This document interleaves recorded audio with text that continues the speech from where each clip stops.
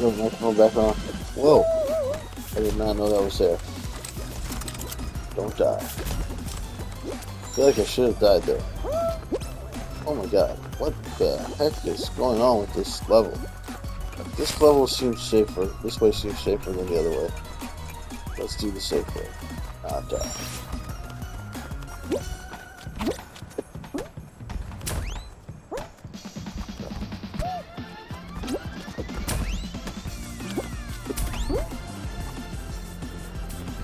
There we go. There we go. Move forward, man. One of my guys made it to the end and he didn't move forward and he like didn't make it.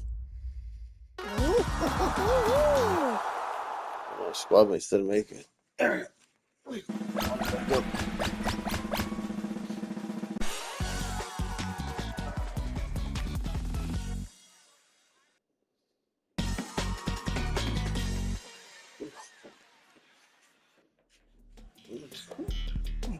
Nose. Excuse me.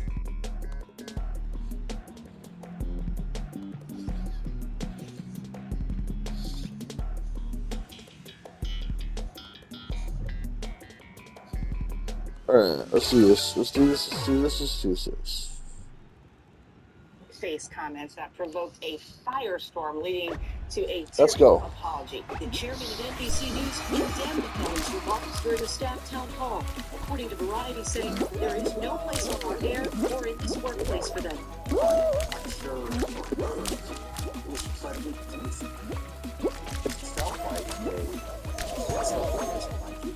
truth of the matter is, NBC executives, CNN executives, they don't work any of those things. They're desperately trying to hold on to their jobs by generating ad revenue by whatever means necessary. So that's what they got caught up on. By the way, though,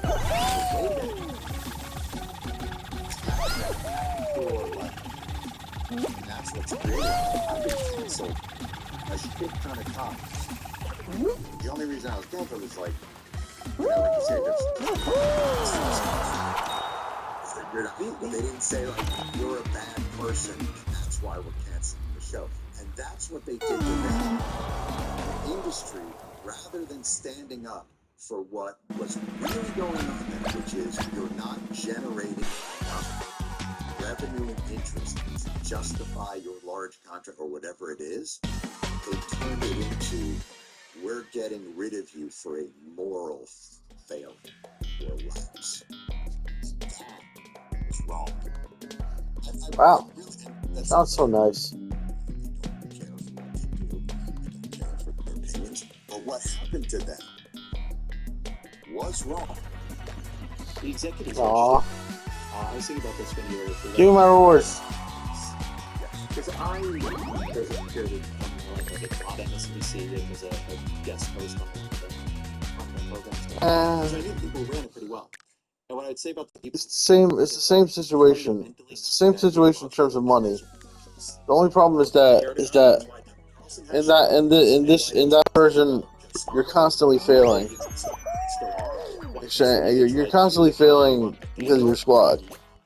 On seat share, space on seat share, that didn't end up working out due to the whole like people on the network morals. So I don't like extreme squads for money generation. That's what I'm saying. Wanted to be successful, for money generation, it's not good. He was trying to achieve in the world. Those NBC executives brought on or for getting crowns. So for both those two things, it's not good. They wanted the look of bringing on Megyn Kelly because they are not that ideological and particularly don't want to be seen as ideological. But they're lying to themselves because they place things in a moral universe when they really are just crass executives who are trying to sell it. That's the part where I think the critique, if there's one critique of the media from the right that I do agree with, is the moralizing nature. You know, the idea that these media executives moralize their position. Like, there may be no greater disparity between reality and whatever idealized moral image you have of themselves than the Washington Post putting on their masthead, "Democracy dies in darkness." Like, who the fuck do you think you are? Like, what world? You have a board up in your room that shows like who's getting what clicks where. Like, that's just nonsense. And this idea that, I mean, I would almost welcome, maybe not necessarily a more moral component, but a component of the news media that is more forceful editorially. Like, Ailes' greatest trick was delegitimizing the idea of editorial authority while exercising almost editorial. No, it's terrible. But doing it in a way that was really smart. Like, there is no essentially moralizing the cause. It's people on a couch asking questions. Are you worried about how many terrorists are coming in on the border? Do you ever worry about that? Whereas if you turn on NSC, sometimes you're like, it's like birds descending, you know, at sea on a tuna boat going, that's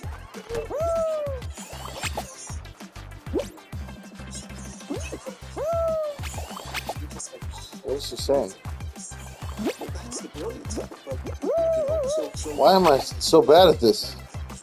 I do believe she's right. I felt like I had this. There we go. That's how you do it. Some moral obligation to enlightened person with sensibility, like, fuck you. That is so not what you did. If they're making money, they're making money. And they'll let you get away with anything, as we see. But when you ain't making money anymore, and they don't, for some reason, have the temerity to just go, yeah, you're making money. I think it's easier when you're running against the grain. How am I feeling so badly? I lost. Some of that anger comes from those folks. How am I, like, still alive?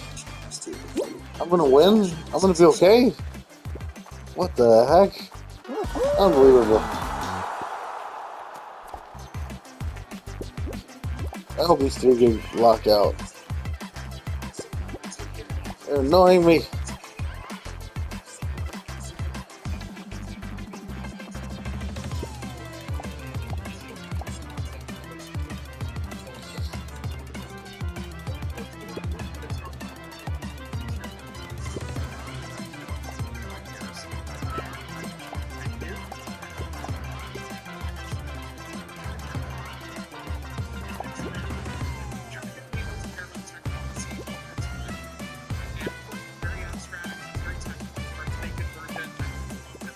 Put on the timer.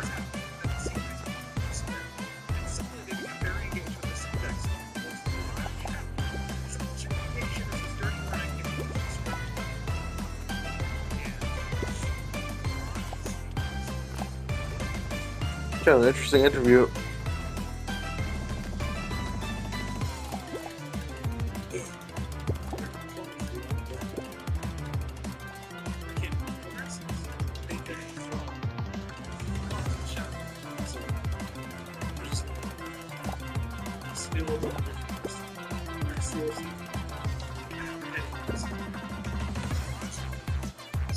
Oh god. Why are people suck so badly at this level? How? How is it possible for people to suck this badly?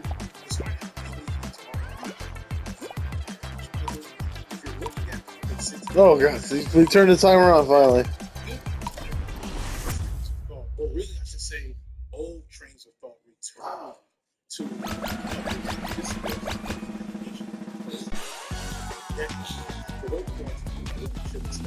That was terrible. All of that is shifting. It's not a fever pitch. It's not fully saturated. It's definitely not perfect, but it is happening. One example of this comes from the story of a legitimate socialist running for mayor in New York. Buffalo, back in 2020. You may have missed this because it was relatively niche episode. Buffalo, New York, a woman from India once ran as a Democratic Socialist and won her primary race against a long-standing establishment candidate named Bobby.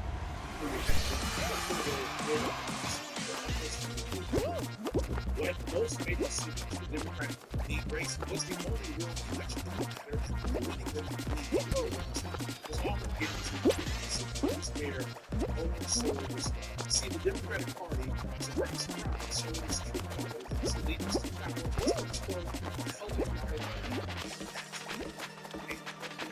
as a even helping mass produce stats to give out some votes to write his name. It seems illegal, but you know, I don't know. Despite the fact that Brown had been mayor for going on some years, and that this was presented as a whole people, but in reality, the Democratic establishment in New York just was real, did not get behind the candidate chosen for their party. Furthermore, Brown received significant support and donations from New York City nonprofits that fueled his victory. Hilariously, Brown would then abandon his role as mayor 2 years later after he accepted a role as the CEO of the Force Betty organization or something in New York. That was something that definitely needed to happen for people. I don't know so much about the city of Buffalo, nor do I know of the end result of Buffalo and politics, but I know some close stuff. Shout out to my guys. You know, shout out to all the socialist mayors. I do believe that if it wasn't for India, Let's go. I don't know if y'all be around. I'm just saying. He did it was so insidious too. I think the stance was killed me.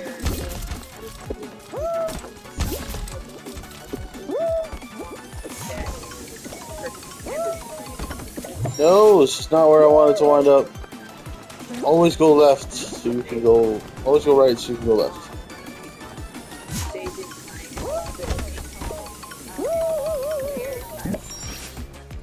they really didn't like the black woman socialists. I worry less about and worried about different constituents. There's a part of me that also worries about, you know, people stopping here and feeling like elections are see what this and how they're reality. Oh man. Just let everybody pass me.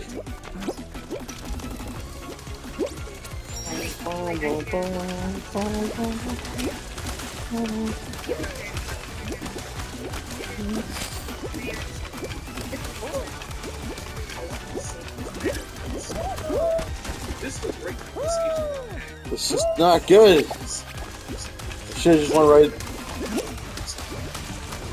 Okay. What the heck just happened?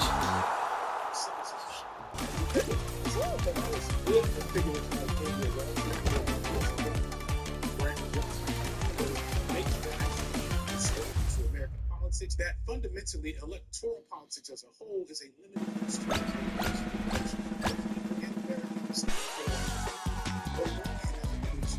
I made it. The concept of socialism just be but also get legitimate political wins is a good thing and speaks to a spark with the American leftism had since the 70s. However, there's a reason It's gone. since leftist political ideals have been taken seriously in the mainstream. The deck has not just been stacked, but meticulously manipulated over the years to not allow this type of wave that we're currently in to happen. And more importantly, we have to be able to recognize that this wave is just that. It is not radical or revolutionary or promise to sustain. It's just the energy. There we go. Now I can do normal things. Take a victory, make us feel, because we've seen all this before. And how cool this story is, depending on the decisions and objectives we take. And this brings me to absorbing the way that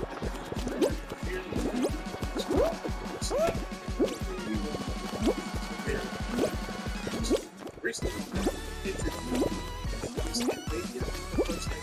mayor of the country's richest and populous city.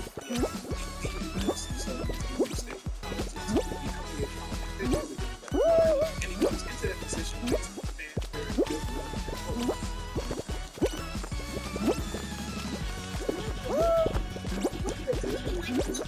The last time I saw something like this was this is something that's not I saw folks say that ever thought this was fundamentally change American politics and stuff similar. But when dying, he's the real result. When dying is going to change this.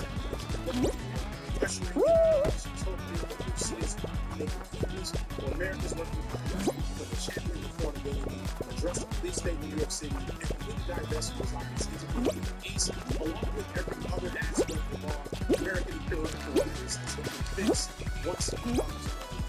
Sadly, that's predicted didn't quite believe true. Our business secretaries have been